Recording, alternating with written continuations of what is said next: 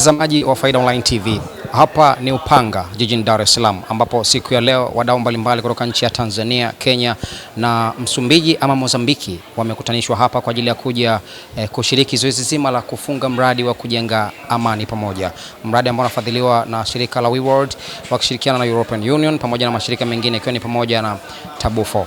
Faida Online TV, watu wa Field Pass na Hiana ni moja kati ya watu ambao tumepata nafasi ya kushiriki moja kwa moja zoezi hili ambalo limefanyika hapa. Mimi naitwa Karim Faida, hii ni Faida Online TV. Nikukumbusha kusubscribe, kulike na comment yetu ili endelee kupata habari zetu. Sisi ni watu wa Field, tafadhali baki nasi. Kwa majina naitwa Veronica Didas Kapinda, ni mratibu wa mradi wa kujenga amani pamoja kutoka mkoa wa Mtwara.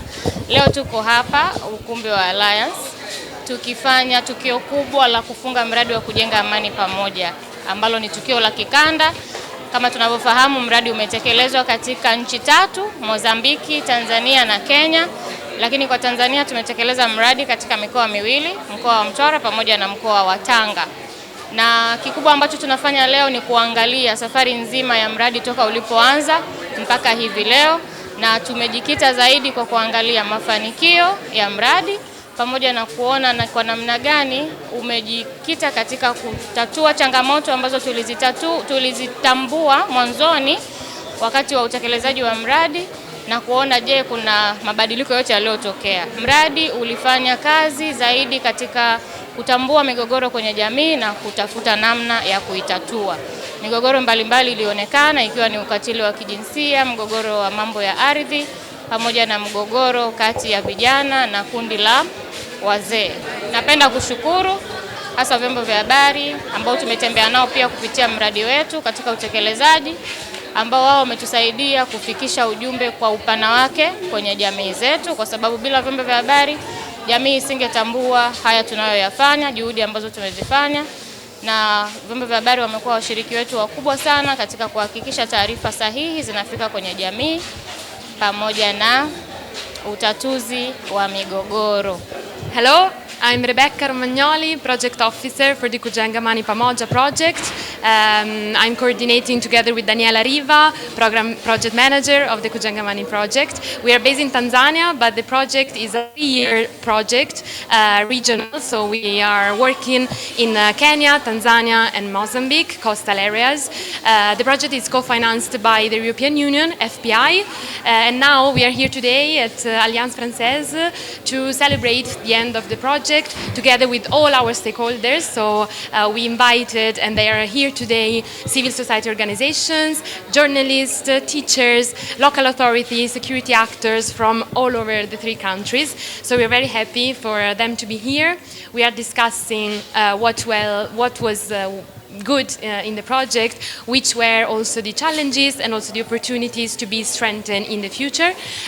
So we're very happy to be here with everybody today. Thank you very much, and I hope that peace will have a space in the future and young people will continue to be engaged in our societies all over the world, because it's really an issue that should matter everyone all over the world. Rebecca ni meneja mradi kutokea Tanzania, naye ambaye ana nafasi ya kuzungumza kama ulivyomsikia akielezea namna mradi huo ulivyowasaidia watu wengi ambao walikuwa hawaelewi masuala ya kujenga amani, hasa vijana.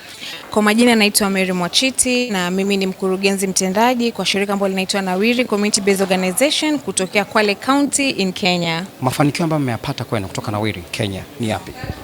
So mafanikio yamekuwa makubwa sana kwa sababu mradi wetu wa Hope Beyond Harm umekuwa ukiangalia masuala mazima ya unyanyasaji wa kijinsia, hususan jinsia ya kike, kwa sababu kwa muda mwingi sana, miaka mingi sana, jinsia ya kike imeweza kudhulumika, hawezi kujiamulia, kujifanya maamuzi yoyote, aidha ya kizazi, maamuzi ya kurithi kwa mashamba, maamuzi ya ku-own properties wenyewe, kujinunulia, wanachaguliwa waume.